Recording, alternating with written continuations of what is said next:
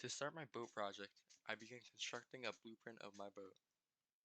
I studied online extensively for some ideas of the boat designs that would be less likely to sink. After brainstorming some ideas, I decided on a large square boat with a flat bottom. I would put 4 cardboard layers on the bottom of the boat, as well as double layered walls. For my measurements, I decided on 52 inches for the length and 45 inches for the width.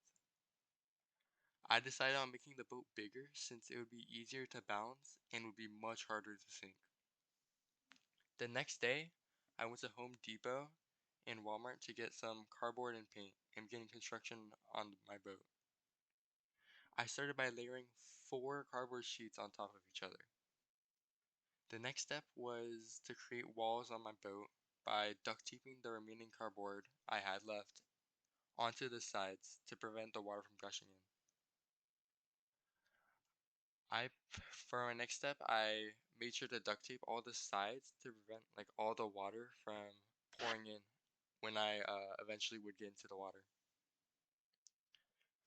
After fully assembling the boat, I began to paint the exterior of my ship. I chose my boat to be goldfish themed and painted the outside with orange tempera paint. After painting the outside, I waited for another hour to give the boat enough time to dry.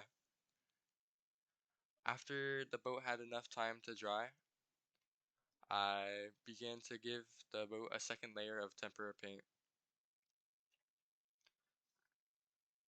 After the second layer dried, I drew fins, gills, and eyes onto the boat to make it more fish-like. To do this, I used tempera markers and powder to make the decorations with more detail. After all of these steps, I tested it in the community pool nearby and it worked perfectly. I was able to not sink and I was able to steer the boat. All in all, this activity was very challenging as you had to first research and like construct a design that could hold your weight and would still be able to flow in water.